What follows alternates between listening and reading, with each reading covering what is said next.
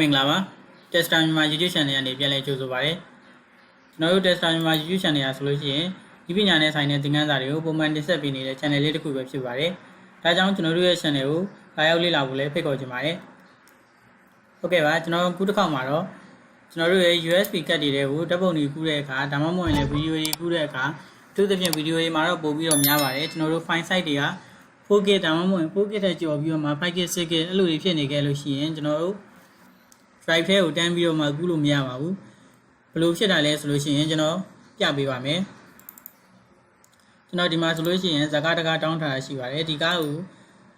ကျွန်တော် file size ပြပါမယ်ဒီမှာ file size ရဆိုလို့ရှိရင်သူက 5.8K တောင်ရှိပါတယ်ဒီ 5.8K ကိုကျွန်တော် copy ကူးပြီးတော့မှကျွန်တော်ဒီထည့်ထားတဲ့ USB ကတ်ထဲကိုထည့်ပြပါမယ်ဒီကောင်လေးကို copy ယူလိုက်မယ်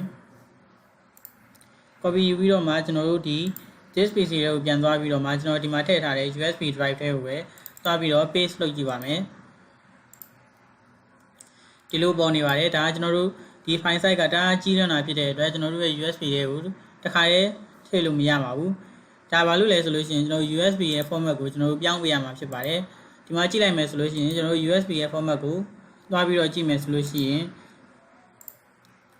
ဒီမှာ FAT32 ဆိုပြီးရရှိနေပါတယ်ဒီနေရာလေးမှာကျွန်တော်တို့ဘာဖြစ်ရမလဲဆိုလို့ရှိရင် NTFS ဆိုပြီးတော့ဖြစ်ရမှာဖြစ်ပါတယ် FAT32 ကနေပြီးတော့ NTFS ဆိုပြီးတော့ပြောင်းတဲ့နေရာမှာကျွန်တော်တို့ပြောင်းပုံပြောင်းနည်း2မျိုးရှိပါတယ်ပထမတစ်မျိုးကိုကျွန်တော်ပြပေးပါမယ်ပထမတစ်မျိုးအနေနဲ့ပြောင်းမယ်ဆိုလို့ရှိရင်တော့ကျွန်တော်တို့ဒီFAT32 ကနေပြီးတော့မှ NTFS ပြောင်းကျင်တဲ့ဒီ USB ဒါမှမဟုတ်လည်းတခြားတစ်ခုခုပေါ်မှာကျွန်တော်တို့ click တစ်ခုပြုလုပ်လိုက်ပါ click ပြုလုပ်ပြီးသွားပြီဆိုရင် right click ထပ်နှိပ်ပြီးတော့မှ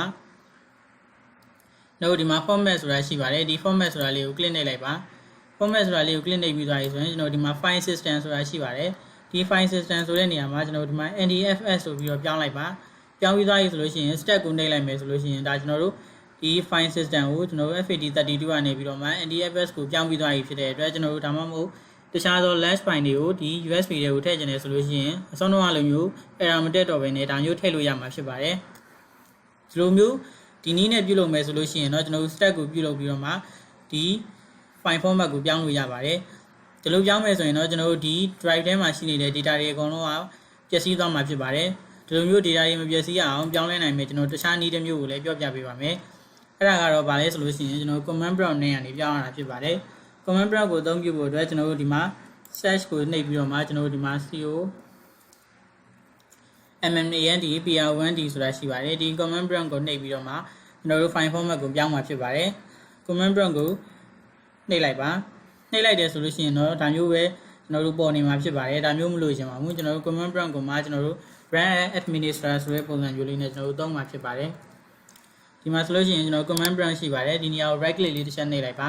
နှိပ်ပြီးတော့ဆိုလို့ရှိရင် run administrator ဆိုတာရှိပါတယ်ဒါလေးကိုကျွန်တော်တို့ထပ်ပြီးတော့ click ပြုလုပ်ပေးလိုက်ပါဒါလေးကို click ပြုလုပ်လိုက်မှသာကျွန်တော်တို့ဒီမှာကျွန်တော်တို့ file format ပြောင်းကျင်တဲ့အခါမှာလွယ်လွယ်ကူကူပြောင်းလို့ရမှာဖြစ်ပါတယ်ဒီနောက်မှာတော့ကျွန်တော်တို့ကိုပြောင်းကျင်တဲ့ဥစ္စာလေးဆက်ပြီးတော့ရိုက်ပေးရမှာဖြစ်ပါတယ်အစောတော့လိုမျိုးကျွန်တော် command prompt ကိုတန်းပြီးတော့နှိပ်လိုက်တာနဲ့ကျွန်တော်တို့ run administrator ဆိုတဲ့ပုံစံမျိုးလေးနဲ့နှိပ်တာမှာဘာကွာတယ်လဲဆိုတာကိုကျွန်တော်ဒီမှာတစ်ချက်ကြည့်ကြည့်အောင်ဒီမှာဆိုလို့ရှိရင်ကျွန်တော် Windows System 32ဆိုပြီးရှိနေပါတယ်ကျွန်တော်တန်းပြီးတော့နှိပ်ပြပါမယ်တန်းပြီးတော့နှိပ်လိုက်တဲ့အခါမှာဆိုလို့ရှိရင်တော့ကျွန်တော်ဒီမှာ user del ဆိုပြီးတော့မှနောက်ကပဲကျွန်တော်တို့ system တွေဆက်ပြီးတော့သွင်းလို့ရမှာဖြစ်ပါတယ်ကျွန်တော်ကဒါမျိုးမသုံးမင်းနဲ့ command prompt ကိုသွားပြီးတော့မှကျွန်တော် run administrator ဆိုတဲ့ပုံစံမျိုးနဲ့သုံးမှာဖြစ်ပါတယ်ဒီနေရာလေးကိုရောက်ပြီဆိုလို့ရှိရင်တော့ကျွန်တော်တို့တစ်ချက် minimize လုပ်လိုက်ပါမယ် minimize ဘာလို့လုပ်တာလဲဆိုလို့ရှိရင်ကျွန်တော်တို့ရဲ့ drive နှုတ်ထည့်ထားတဲ့ disk ကပဲနေရာမှာရှိနေတယ်လဲဘလို့ကွန်ပျူတာပူစားပြုတ်ထားတယ်လဲဆိုတာကိုကျွန်တော်တို့ကြည့်ချင်တာဖြစ်တဲ့အတွက်ကြောင့်ဖြစ်ပါတယ်ဒီမှာဆိုလို့ရှိရင်တော့ကျွန်တော်ဒီမှာ F column ဆိုပြီးတော့ရှိနေတာဖြစ်ပါတယ်ကျွန်တော်ဒီ F column ဆိုတာဘာလဲဆိုလို့ရှိရင်ကျွန်တော် USB disk ရဲ့ file နေရာပဲဖြစ်ပါတယ်အဲ့နေရာလေးကိုကျွန်တော်တို့ပြောင်းမှာဖြစ်ပါတယ်ပြောင်းမှာဖြစ်တဲ့အတွက်ကျွန်တော်တို့ combat ဆိုပြီးနှိပ်ပါမယ် conv ရဒီ combat ဆိုနှိပ်ယူသွားပြီဆိုလို့ရှိရင်ကျွန်တော်တို့ space တစ်ချက်ချပါမယ်ပြီးရင်ဆိုတော့ကျွန်တော်တို့ကြည့်ထားတဲ့ file format ကိုတစ်ချက်ပြန်သွားကြည့်ပါမယ်ပြန်သွားကြည့်တဲ့အခါမှာဒီမှာ F ကအကြီးနဲ့ column နဲ့ဆိုတာရှိပါတယ်အဲ့နောက်မှာပဲကျွန်တော်တို့ဆက်ရိုက်ပါမယ် F အကြီးရဲ့ column ရယ်ဆိုပြီးရရမှာဖြစ်ပါတယ်ရိုက်ပြီးသွားပြီဆိုလို့ရှိရင်ကျွန်တော်တို့ space ထည့်ချရမှာဖြစ်ပါတယ် space ရှားပြီးသွားပြီဆိုလို့ရှိရင်ကျွန်တော်ဒီမှာ slash ကိုရိုက်လိုက်ပါ slash ကိုရိုက်ပြီးသွားပြီဆိုလို့ရှိရင်ကျွန်တော်ဒီမှာ fs ကနေပြီးတော့မှဘာကိုပြောင်းမှာလဲဆိုလို့ရှိရင်ကျွန်တော်တို့ NTFS ကိုပြောင်းမှာဖြစ်ပါတယ် fs ကို NTFS ကိုပြီးနေပြီးတော့ space ထပ်ချလိုက်ပါပြီးရင် slash ကိုထပ်လုပ်လိုက်ပါလုပ်ပြီးသွားပြီဆိုလို့ရှိရင်တော့အဲ့နောက်မှာ no security ဆိုပြီးရိုက်ပြရမှာဖြစ်ပါတယ်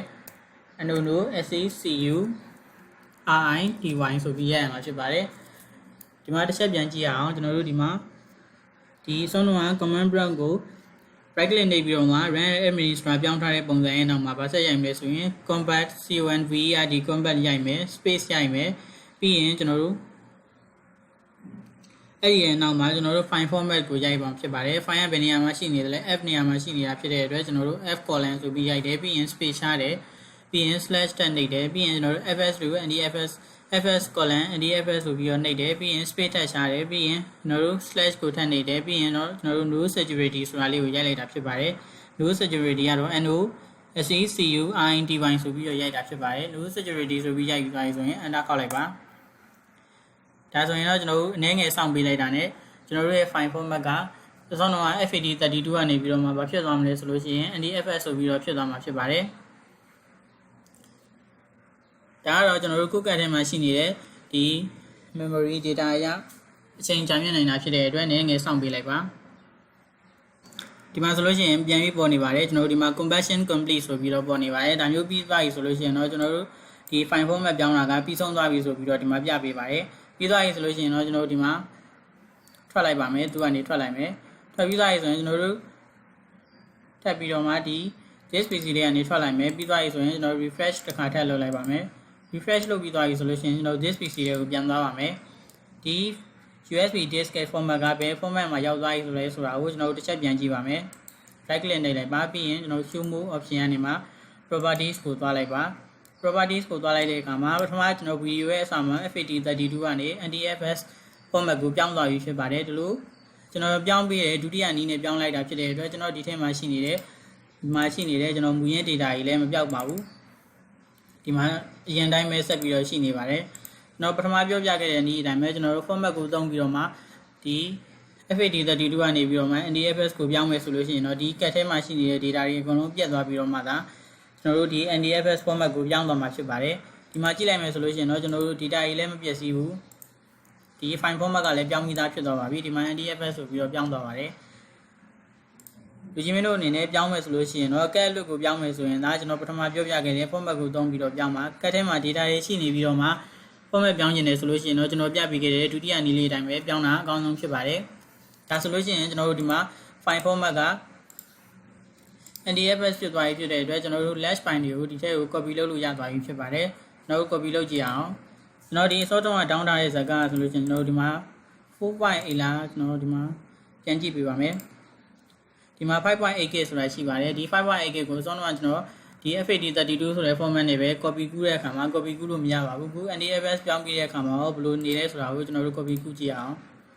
ဒီ file လေးကို copy ယူလိုက်မယ်ယူပြီးသွားပြီဆိုလို့ရှိရင်ကျွန်တော်တို့ဒီ USB တွေကိုပြန်သွားပါမယ် USB တွေကိုသွားပြီးတော့မှကျွန်တော် paste လုပ်ကြည့်ပါမယ်ဟုတ်ကဲ့ကျွန်တော်တို့ဒီ paste လုပ်လိုက်တဲ့အခါမှာဆိုလို့ရှိရင်တော့ဆောင်းတော့ဒီ file က large file ဖြစ်နေတဲ့အတွက် copy ကူးလို့မရဘူးဆိုတာပေါ်နေတဲ့စာသားမပေါ်တော့ဘဲနဲ့ဒီမှာသူဒီ file ကို copy ကူးနေပြီဖြစ်ပါတယ်ဒီမှာ 5.66K ရှိတဲ့ file ကိုကျွန်တော်တို့ 5.8 ရှိတဲ့ file ကိုကျွန်တော်တို့ဒါမျိုး copy ကူးလို့ရသွားပြီဖြစ်ပါတယ်ဟုတ်ကဲ့ကျွန်တော်ဒီဗီဒီယိုမှာတော့ဒါမျိုး file ကို copy ကူးတဲ့နည်းလေး flash file တွေကိုမှကျွန်တော် USB ဒါမှမဟုတ်လည်း hard drive တွေကို copy ကူးတဲ့အခါမှာသူ့ရဲ့ format လေးတွေပြောင်းပြီးတော့မှကူးလို့ရတယ်ဆိုတာကိုကျွန်တော်ဒီဗီဒီယိုမှာ knowledge အနေနဲ့ sharing လုပ်ပေးခဲ့တာဖြစ်ပါတယ်ကြည့်ရှုပေးခဲ့ကြတဲ့အတွက်လူကြီးမင်းတို့အားလုံးကိုလည်းကျေးဇူးတင်ပါတယ်ခုဗီဒီယိုကတော့ကျွန်တော်အဓိကဘာလို့ပြပေးခဲ့တာလဲဆိုလို့ရှိရင် flash file တွေကိုမှ USB drive တွေကိုကျွန်တော်တို့ copy ကူးတဲ့အခါမှာကူးလို့အဆင်မပြေတာတွေ error တက်နေတာတွေကိုဖြေရှင်းနိုင်မယ်ဒီလမ်းလေးကိုပြပေးခဲ့တာဖြစ်ပါတယ်နောက်ထပ်နည်းပညာဆိုင်ရာဗီဒီယိုတွေကိုကြည့်ရှုချင်တယ်ဆိုလို့ရှိရင်လည်းကျွန်တော်ရဲ့ Techsta Myanmar Facebook page နဲ့ YouTube channel တွေမှာလာရောက်ကြည့်ရှုလို့ရပါတယ်အားလုံးကိုကျေးဇူးတင်ပါတယ်